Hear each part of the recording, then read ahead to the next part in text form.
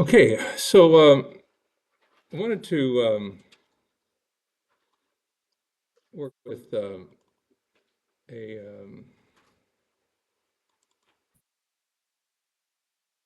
this this second book today and went on through some things today.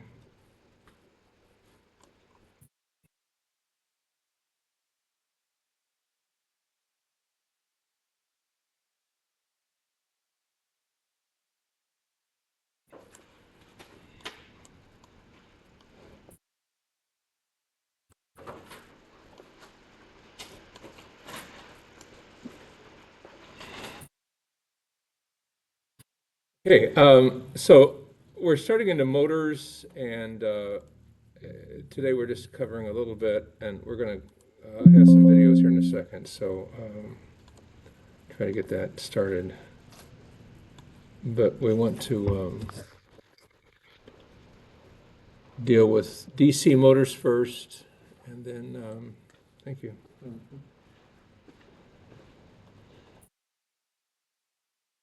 Get into AC motors second. So the various types of motors that we're going to be looking at include um,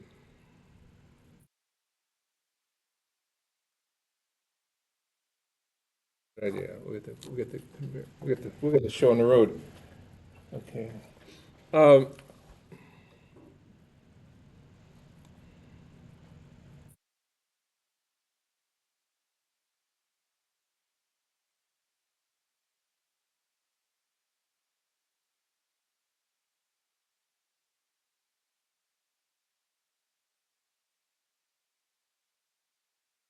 so we're going to start on page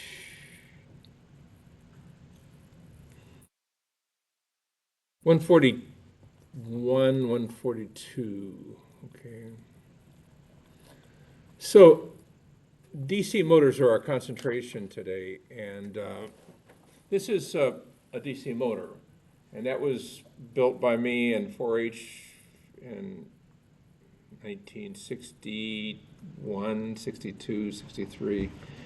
And it worked for a while. It doesn't work anymore, and I imagine it's because of the oxidation of the nails, but I'm not really sure. I don't really care. It's a historical thing, and here's another picture of it. And in this picture, you can see a little bit better. But what you have is you have these two brushes that are wires that come up along and rub this armature right here. And there's a split in the armature so that half of the time you're going one way and half the time you're going the other. So basically, there's, I think, four little wires that go one way and four little wires that go the other. And anyway, that gives you a split so that it starts to go one way and then you have to kick it sometimes to get it started. Now it won't even start at all. But I think it ran on a car battery. I'm not sure, but I think it ran on 12 volts. Anyway, good memory. And this is another one that I built, and I think my daughter built this one as well. So this is one that was built probably 20 years ago, 15 years ago. It's a kit, little DC motor. So I wanted to study how to where there's good information on things. Okay, so I asked that question, and these are three uh, websites that have really good information. And I asked ChatGPT, how do these rate? How do these guys rate? So RealPars is a British company that basically does both free and charged courses for automation. Control.com is it's a website, it's a magazine. They make their money from advertising, obviously. And Big Bad Tech is it's a guy that has done a marvelous job with YouTube videos in a number of areas, but basically in controls and either automation, both hydraulic, pneumatic, and electrical. So He's a teacher just like myself, but he's gone into this big time, and he has hundreds of thousands of hits on his, and I'm sure he's, he makes money off of his YouTube. But anyway, those are the three that I wanted to find out, and I wanted to find out if there's anybody else that does the same thing. So as I'm looking at this, I'm saying, what is this about, and which ones are good, and all that kind of stuff. So I go through that, and I like real pars, maybe because I'm, maybe a beginner, visual, that type of thing. It is okay, and then again, I don't want to say anything bad about ChatGPT because they do a lot of stuff. Big Bad Tech is intermediate, and he's got some humor in it and hands-on focus. The one thing that I disagree with him on is when he uses a contact and he does this, and he says when it passes power, he puts a line through it. That's not true. That is absolutely not true. But he does that, and I just kind of cringe every time he does that. Oh well, and anyway, he does a lot of good stuff. And then Control.com is pretty much a book, and it does a lot of stuff nicely as well. And I kind of like Control.com of all these, but anyway, that's neither here nor there. But that's what you can kind of take notice that these are some platforms that, and I asked them what are some other places, and they ask that same thing as I say. PLC Academy, Open PLC, Codesys, My PLC, in the area of controls, that's what I was after. Automation focused websites, that type of thing. And that was about it. But I wanted you to know that that is a good question to ask. On DC motors, who are some of the leading manufacturers of motors? Bodine is one. And I'm going to play their website just a little bit. Bodine. And accept their cookies. So these are some DC motors that they have for sale. Okay. They have brushes. That's the one thing about DC motors. And also I'm going to go into a little bit more about the starting and stopping and all that kind of stuff, and we're going to talk about that in a little bit. But anyway, here's Bodine. They're big time. And then there's another one here called Baldor. And they are now absorbed by, of all people, ABB. So ABB now owns Baldor, and Reliance. Reliance Electric used to be a big company, but Baldor and Reliance are all under ABB now. And they make DC and AC motors, okay? Big time. Learn more about ABB's Baldor and Reliance motors. When I was doing my work for the rebuilder here in Toledo 25 years ago, he used Baldor, but he used AC inverters instead of DC motors. But a lot of people were changing over from DC to AC in that era because they were cheaper to maintain and to run. So these are a little bit more expensive to run, and also you don't have to take them down and replace the brushes every so often. So you can use an AC motor forever. And when you get bearing issues, that's another issue. But basically, you can run them until the bearings start going bad on an AC motor, usually. That or windings get hot or that type of thing. But anyway, that's ABB. And then Nidec. Now, why would I allow Nidec? Nidec is a stepper motor company, but they also make DC motors. And they're out of down where I grew up. Nidec was at one time in Princeton, Indiana. They've been bought out 2 or 3 times. They're Japanese now, but anyway, they make small DC motors and stepper motors and brushless DC motors. So brushless DC motors, they basically turn the armature and the field around, and the armature becomes a permanent magnet, and the field becomes you can change it. So that's what those are. These are used more for, brushless DC motors are used for servo control.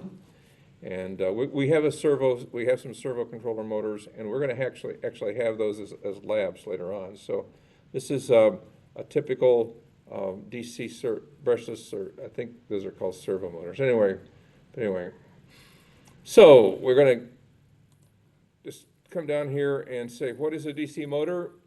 And it's got these parts. It's got a stator that it's the permanent part that provides a magnetic field. The rotor is the rotating part. The commutator is the thing that switches back and forth. The brushes are the things that stood up beside it. A power source, most of the times a battery, can be a big supply or whatever, but it can be any of those. And now what do you need to take away from this? Torque is related to current. So as you increase the current, you increase the torque. The speed is related to the voltage minus what they call the EMF. This is the EMF, the IR, okay?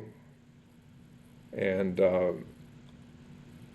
anyway, so speed is related to voltage, or to the voltage as you increase the voltage, you do increase the speed. There's another way of increasing the speed, and that is by weakening the field.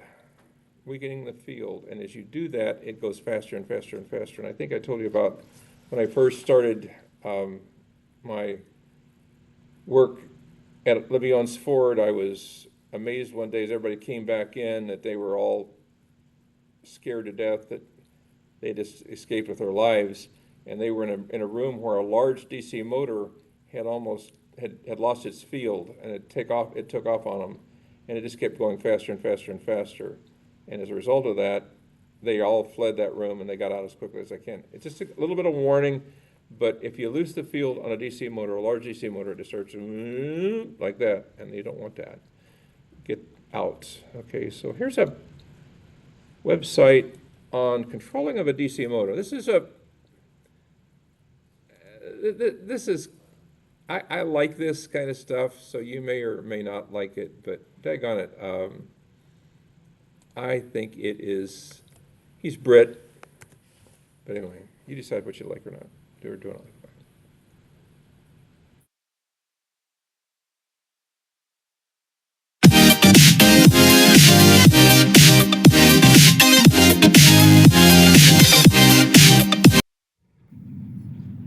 Hello. Controlling DC motors, as in brushed two-wire permanent magnet motors. It's the commonest type for a lot of small projects, in many forms, from absolutely tiny things. You can get them down to 6 millimeters diameter and about that size, or even smaller, and they go up to quite massive units in industrial use. But for general hobbyist, small robotics projects, vehicles, RC cars, things like that, if you're using DC motor, hopefully this will be of interest in use. Now, this is probably the commonest basic switching circuit you'll see online. Focus. When you're a freshman, when you did that switching circuit, this is two changeovers or relays. When they're both off, the motor has both sides connected to negative power, and it's stopped and shorted out. If you switch one relay or switch, well, I'll call them relays, but they could be manual switches. If you switch either one on, then one side is then connected to power, the other side to ground. I'll be quiet. I'm not going to over talk him, but I just want you to know that this is European. The power starts at the top and goes to the bottom. So as you're looking at this, the typical European control diagram, that's what this is. This is Americans go left to right. These guys go top to bottom. This is Brit, but the Brits and the Germans do the same thing. Likewise in the reverse, we switch the other one on. Instead, that side is now connected to power. That side is still connected to ground. It will run at full speed in the opposite direction. Switch it off again, then it's shorted out and will stop very, very quickly. Which can be a problem because as it's shorted out, the current can be quite high, and it doesn't do the motor any good. It doesn't really do the switching contacts any good. But I'll demonstrate that one first. I've got a little rig set up here. Picked up without dropping things. The battery, that's a drill battery to power these relays, because the relays are 24 volt. I'm dropping things. Now, this pair is wired as in this circuit. So the coils and switches are just purely to control the relays. I've got a couple of little toggle switches on just to allow me to stick the relays on and off. So that's purely the control side. This is the switching side. It's 2 changeover contacts. That's the common, normally closed, normally open on each one. So I'm going to connect the motor, a motor, to those 2. Now for this, I'm going to use one of these little geared ones, which are readily available on eBay and such, for such as cars and robotics again. Now this motor actually has an encoder on the back, which I'm not going to use for this. I'm only using the motor wires. So that's why it's got the other wires on these. It's got magnet and Hall effect switches for feedback. But just using the 2 wires, so it's running as a straight DC motor, nothing special. So I'll connect those up here.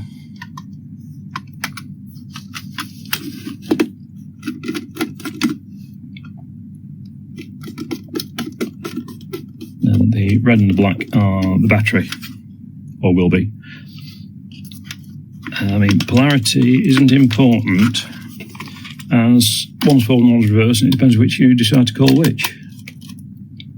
It's just a matter of keeping track of what you wanted to do after you've done the testing. So that's the motor wired to the 2 common contacts. Oops, dropping bits. Again, I tried to pre-wire everything to save time here, and it's just taking time now, dropping everything all the time. Oh well.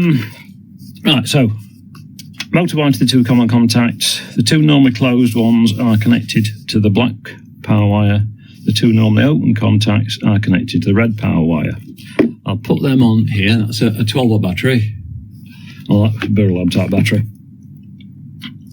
It's just convenient for temporary power.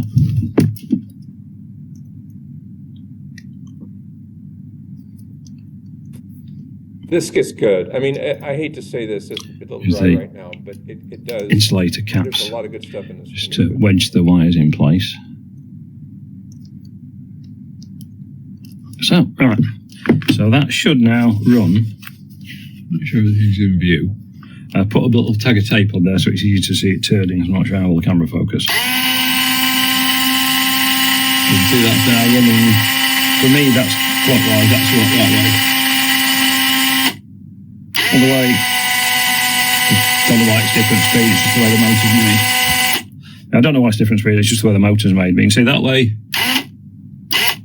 One runs each way and it stops. Absolutely dead. Now it's the stopping bit that's the bad thing with this very simple circuit. And I don't know if I can just hold it up. So it's a little bit of a free run. Okay. A bad connection because I'm hanging it on the connector. No, it doesn't like being held on the connector. Oh well. I was going to try and demonstrate the way it kicked. Anyway, it looks like that connector's a bit dodgy. I can feel the kick, but it stops so sharply that it takes a lot of current. It does actually burn the brushes and commutators to some extent every time it does that, as well as burning the relay contacts. And there's any actual visible spark in there. It eats it up. See that? It eats up the contactor. It eats up the no, it's too small a motor to show any real sparking. But because it just stops hard and the motor's being shorted out whilst it's running, it works, but it's not a good idea. So there are 2 other versions of control you can do. This is the most obvious and one of the easiest ones, which avoids all the problems. Use two-pole changeover relays. Let me just get this where it's clearer. Two-pole changeover relays on focus.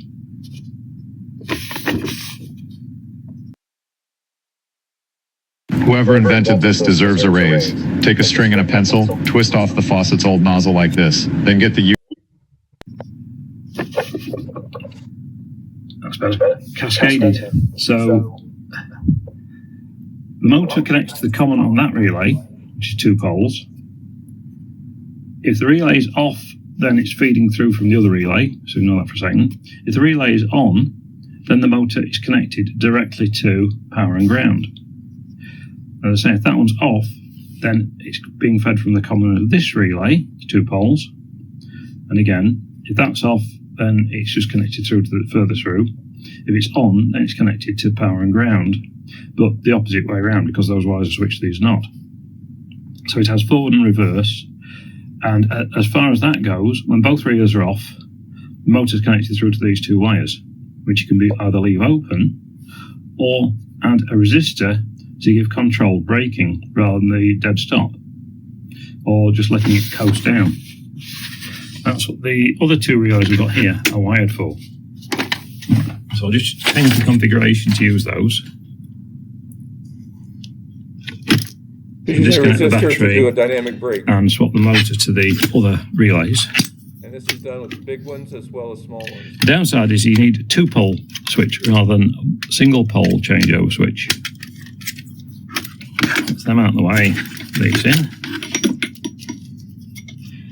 So the motor now connects to the common of both common contacts on one relay. I haven't actually tried this and didn't strip the wires on it yet, so I hope it works. And we've got it right way around. Now again, that motor is quite small, low power. So the kick effects aren't so obvious, but I'll hopefully try another motor in a minute as well, after I've just checked it all works. So the kicking and torque effects can be seen better.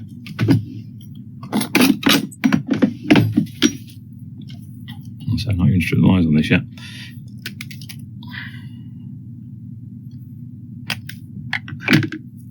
So again, that's going on the 12-volt battery.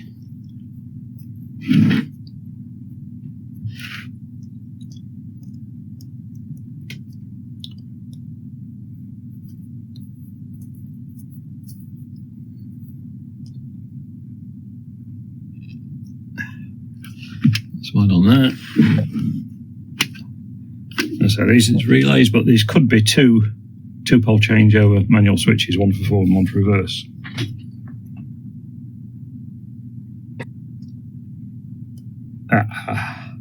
And when I drop things, it's pulled a wire off. I've got to resolder that. Just pull the common off on the switches. Control the relays. Luckily I have got this on iron so I can rejoin it. Right, okay. So that's working at that. Speak any language at the touch of a button. Yes, now it's possible. Meet in Nets, the cutting-edge two-way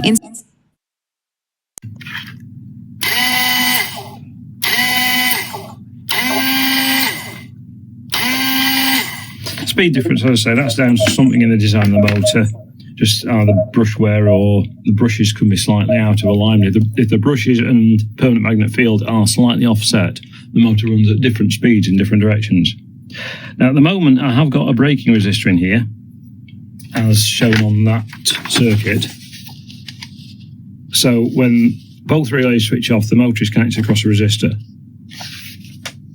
And you can see the difference in that. Before it was stopping absolutely dead as soon as I turn the switch off. Now, wrong switches.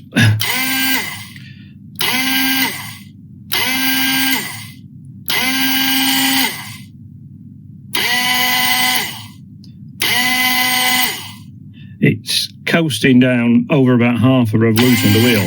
rather than the dead stop. If I short those two wires out across the resistor, that should emulate what it was doing before, so you can see the difference. That's the shorted out stop.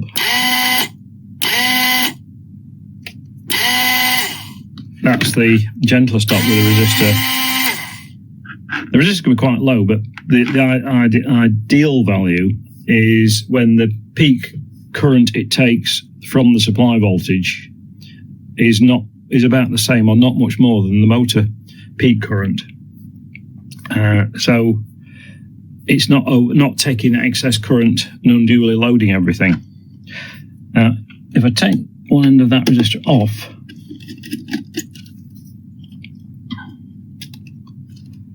so it's completely coasting down. You can see the difference again. It's a lot slower stop. It's open circuit, not to ground. Oh, shit. Just connect and disconnect that so you can see the difference. That's with the resistor, which is 15 ohms. Open circuit coasting.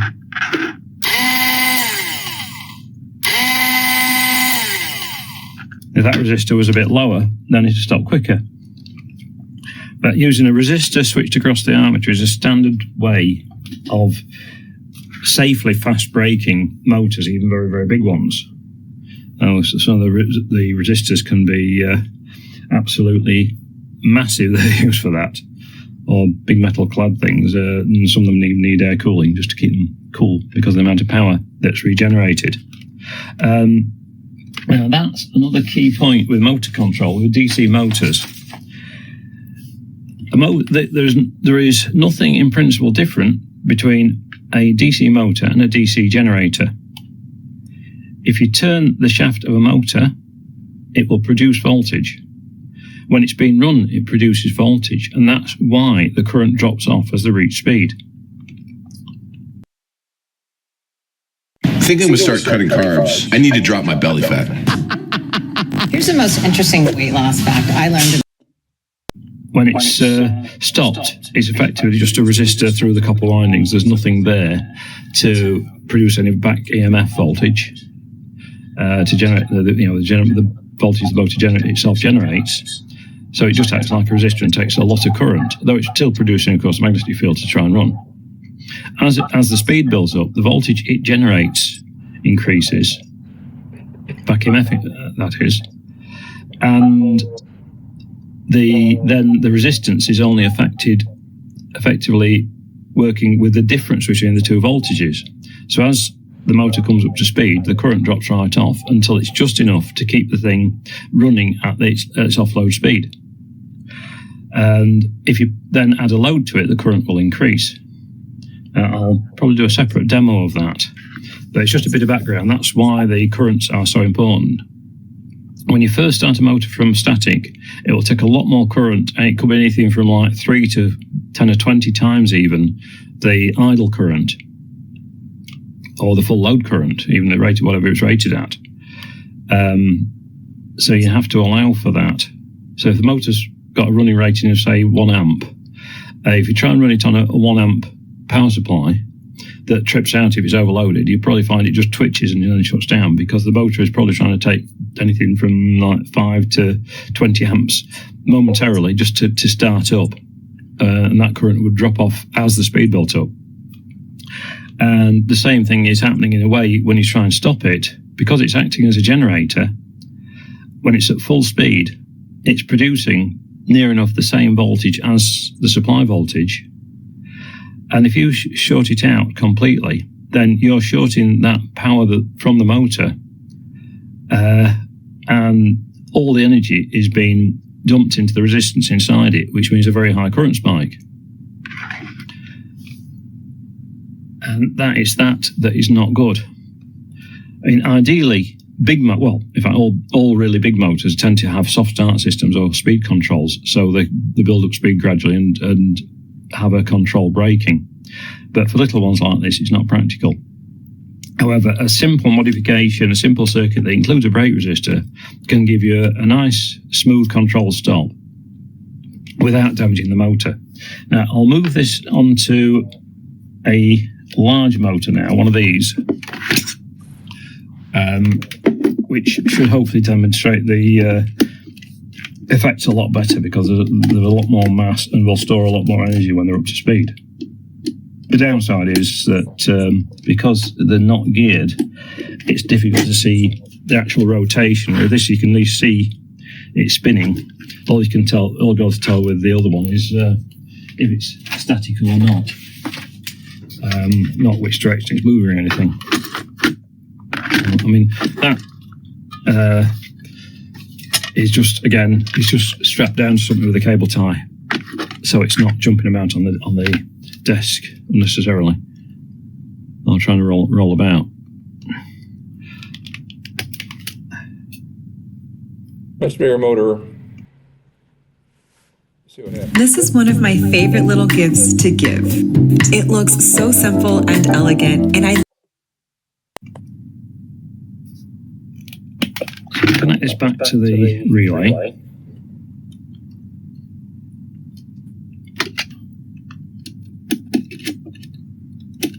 I'm not going to bother with the original circuit for this, because by linking out the resistor or shorting those points, I can make it work the same. Get the wire on the terminal.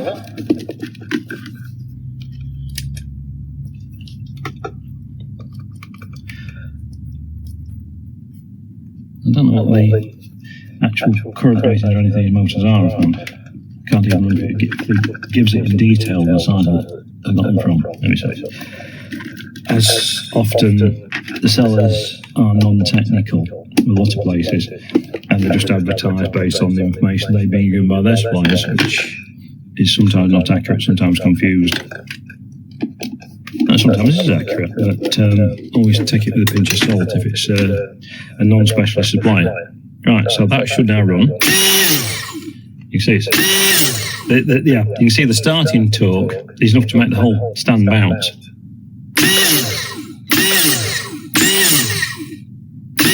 You can see that clearly from above, but I can stand it up like that. Okay. Yeah. That should have been the other way around, really. I didn't think about that. Let me see if we can slide it back a bit. Oh, yeah. So the shaft's not hanging over the end, and then I can stand it on the other end, which is probably better still. You can see it. Okay, so try and stand it that way up. I have to lean it on something. Not ideal.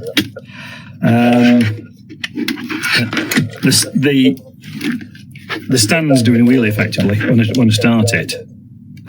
It's actually, you can hear the click. That's the stand bucking. It's actually lifting up at that end. Or start it the way. It's lifting up at that end. Due to the motor torque. And another thing is just pull the motor out. Oh no, I'll use the loose one. Transfer the wires to this, and this one should hang on the wires safely for a minute, so you can see the effect of the torque. Drop things and short them out. Right. This is sticking to the things because of the magnetism. I think that's pretty clear. Actually winding the cable up with the torque it starts. That's just hanging loose, completely loose. That's due to the acceleration. Because it's being started at full power and taking stall current to start with as it accelerates. It's not so bad when it stops because it's got the resistor in. If I just twist that cheat. Oh yeah. Tie onto the resistor basically. So it's shorted out. That should now give a similar kick when it stops.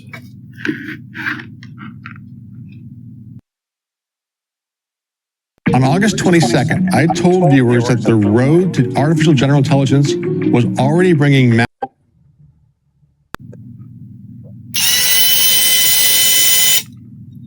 Yeah, you see the reaction there. It actually spins quite violently the other way when it stops.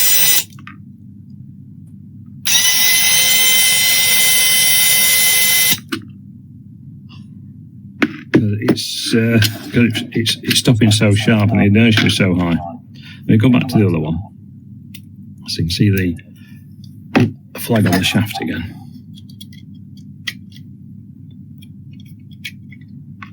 And because this is quite a high current motor,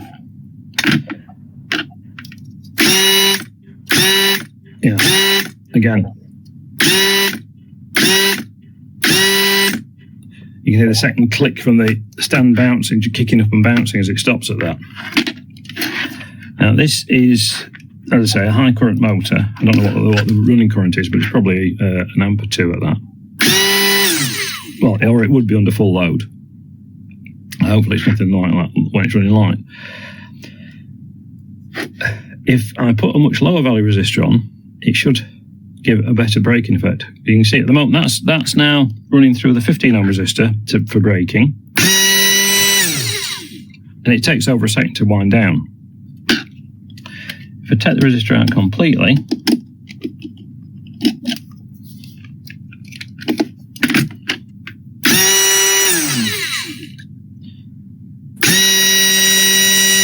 See how long it takes to coast? that's now the coast speed. So as you see, it's not that much different because there's just not enough braking current to stop it sharply.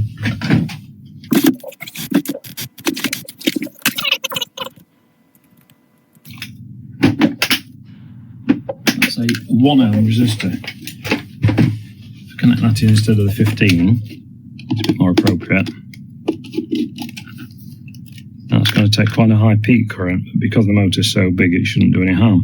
It's to be rather less than the direct short circuit current it'd be running at. Okay.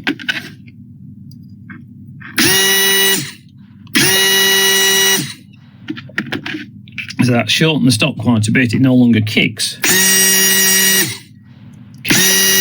It kicks when it starts because it's taking such a high current, but even though that's probably taking nearly an amp initially, 10 amps initially, because it's probably producing about 10 volts. Now it should be taking about 10 amps just for a fraction of a second. It's not making it kick. It's still a lot less than the short circuit current. It just stops smoothly and quickly rather than kicking violently. And yeah, that resistor is hot because of the amount of energy being regenerated to it. If I do that a few more times, I'll probably start smoking. Wrong switches again. There you go. There's so much, it's blowing the resistor because there's so much energy being regenerated. Start to smoke the resistor, do you see that? So you can see that's how the back EMF, the generator effect's working from that motor just from its own inertia. It produces a lot of power. So the next bit, one other thing. There is an intermediate circuit which you can use. A simple modification. If you only have single changeover switches or single contact changeover relays, you can add 2 diodes in series of the grounds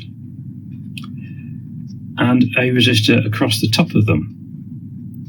This is something I've come up with. I don't know if I've never seen it anywhere else. I don't know if it does exist anywhere else because it is a fairly obvious modification.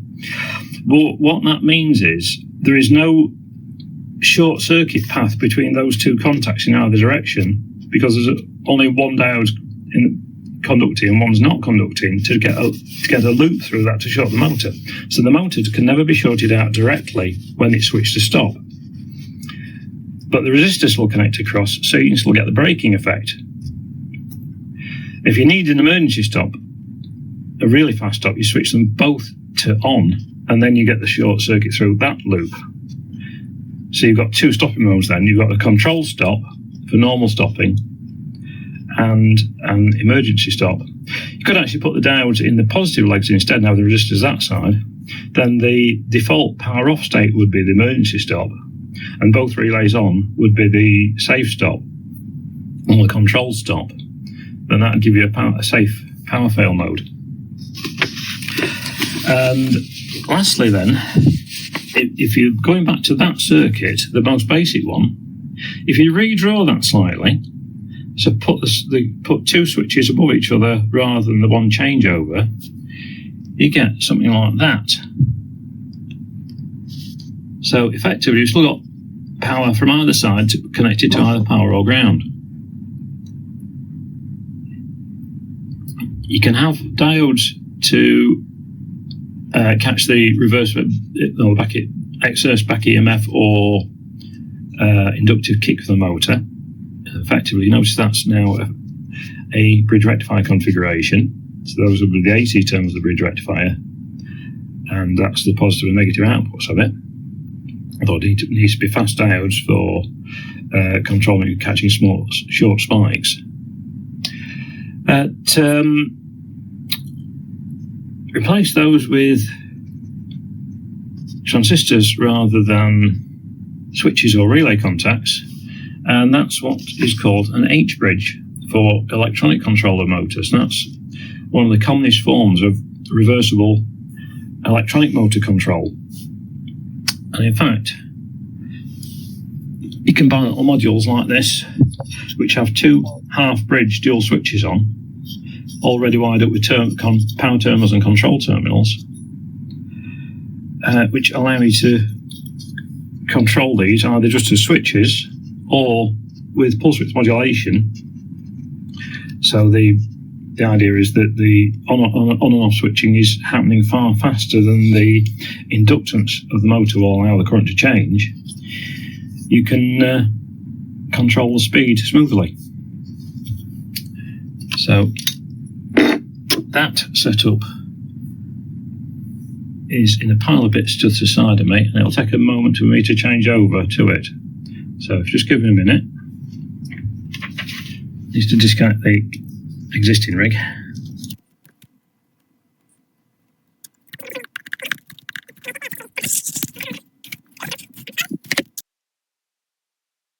This warden is a real danger. I'm going to fix Anchor Bay any means necessary. This is one of those little modules, The full H bridge. which are readily available from, again, all the usual This is how you can control suppliers it on forward and reverse. eBay Go forward and reverse. actually Amazon, AliExpress, and just about every other electronics place Back and forth doing it. that sells massive different parts. Now, for that one, I'm going to use, if I can find it, 1 mil or 12 volt lithium packs, because I've already got a plug on it to work with that. And I just need to connect the motor to it. Now, I was testing this yesterday evening, and I'm not actually trying it on one of these big motors. I only use one of the little ones. I'll try it on one of the big ones, see how it works with that. So, it may leak smoke, I doubt it.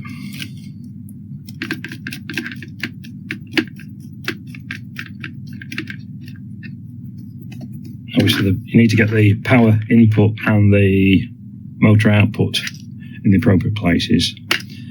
The input is polarity sensitive because it's electronics, so it's negative there, positive there.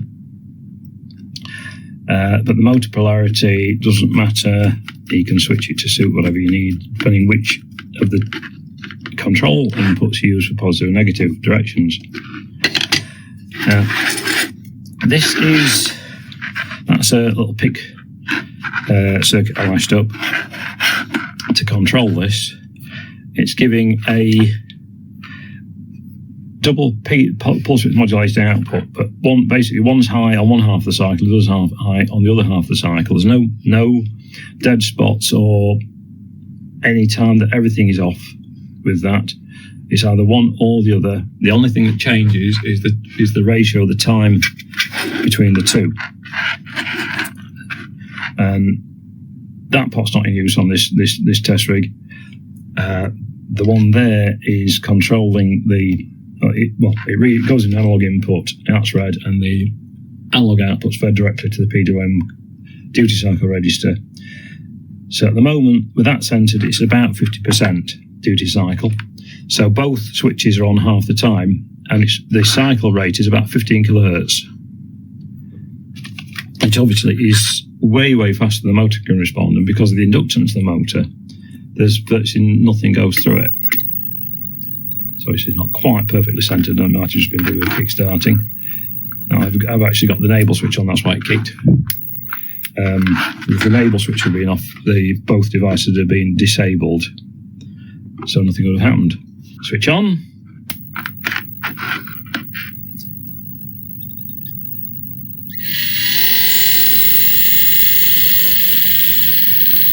Still probably too fast for the camera, but you can hear now. In fact, you can see that. The speed is controllable. Now this is oops, not that short. This is an open loop control system. This is given a certain amount of power and a certain polarity, but it doesn't know what the motor's doing with it. That's the normal thing for the simple pulse width modulation boards, motor controllers you can buy on eBay and everywhere. If you get a complete one with a pot on it, they are a lot of the time open loop. There's no feedback. All they're doing is supplying a certain amount of power. And the thing is, that power is a lot less than the stalled power, usually. And also, the amount of power the motor needs depends on the motor load.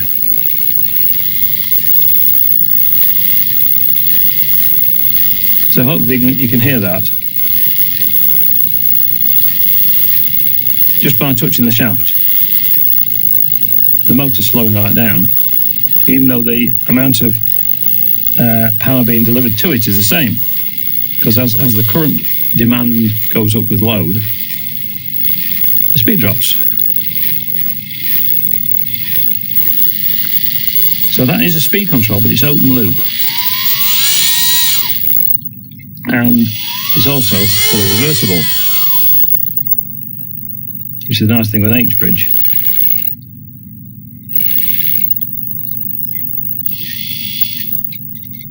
Just by changing this, no switching, no nothing, purely electronic.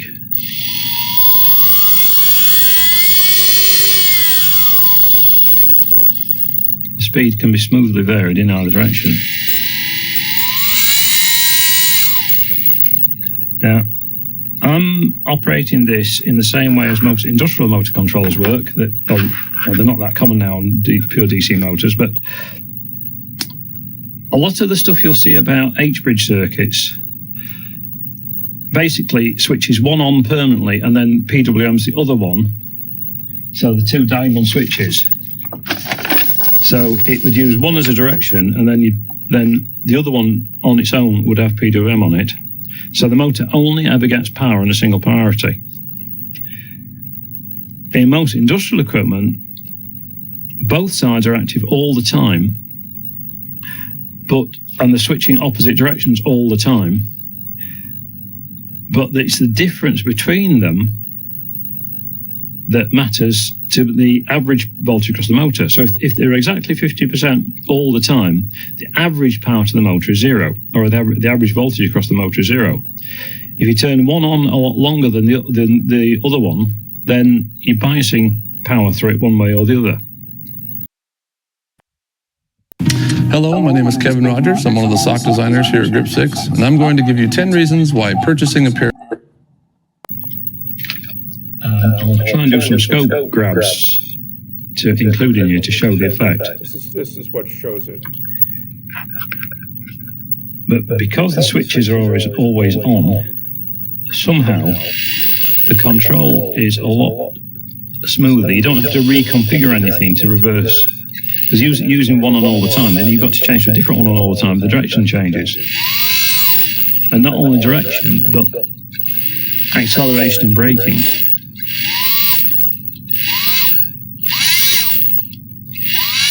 You see, if I turn that from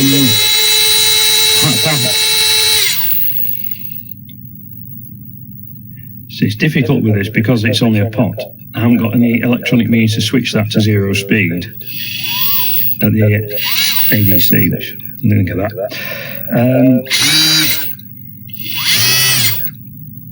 But you can see there, if I manage to turn that back to 0 rapidly, the motor comes to 0 speed a lot quicker than it was doing when it was running on its own and from the relays with the braking resistor disconnected.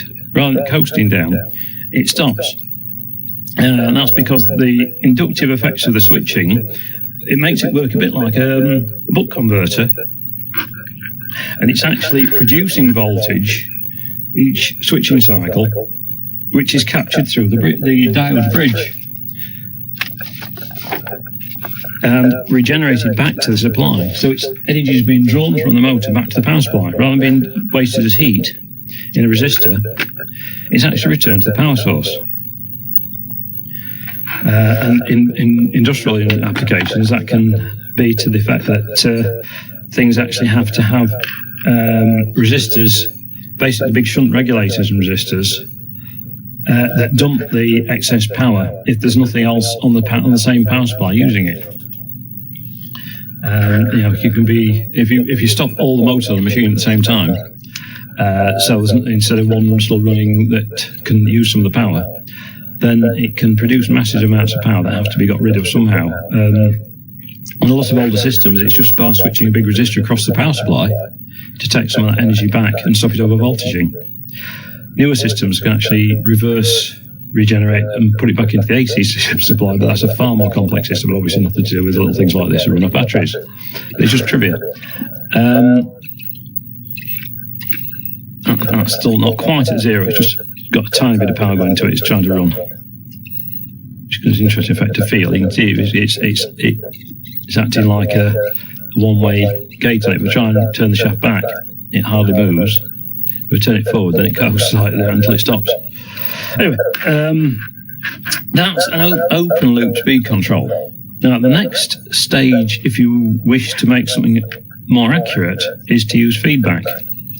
There's several ways of doing that. The simplest, in one sense, is to use the back EMF I mentioned. You can measure the back EMF voltage between the power pulses and use that to act as a motor speed reference. So the motor's acting as its own tachometer, if you like.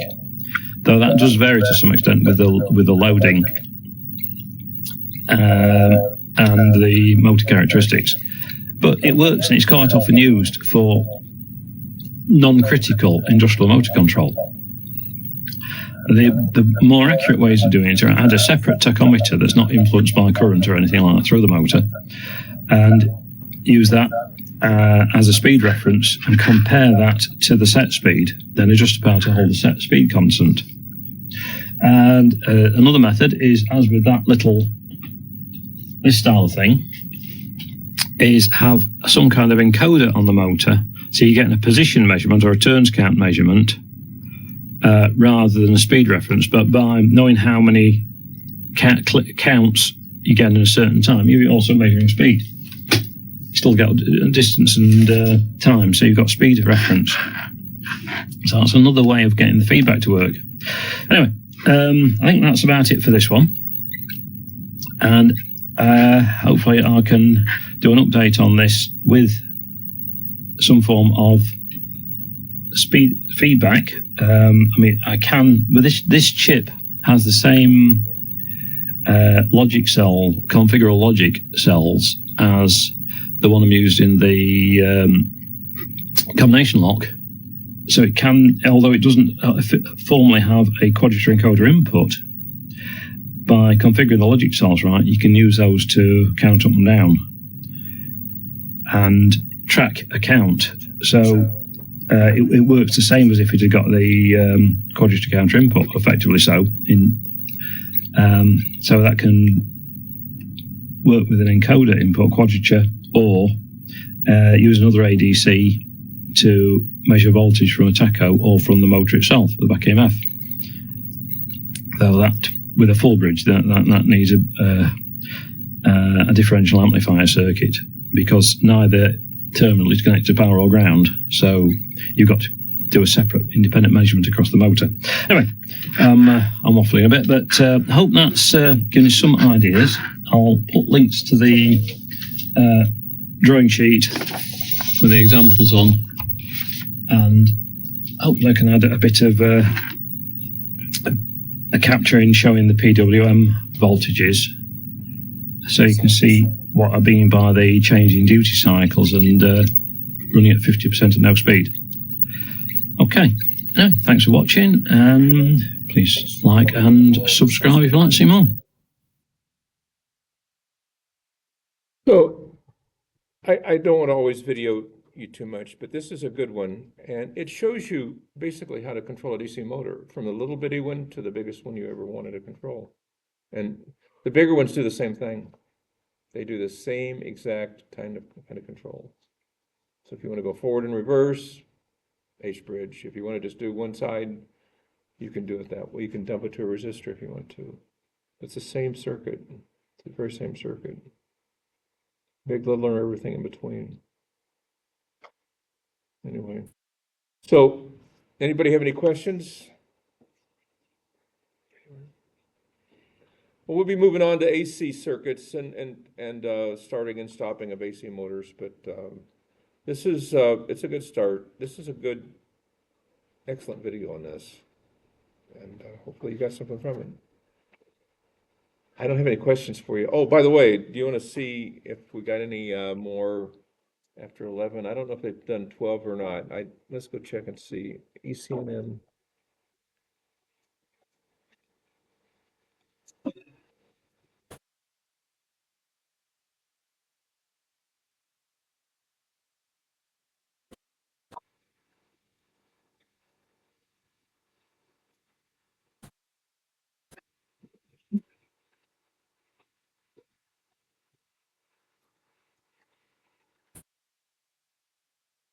Yep, code quiz 512.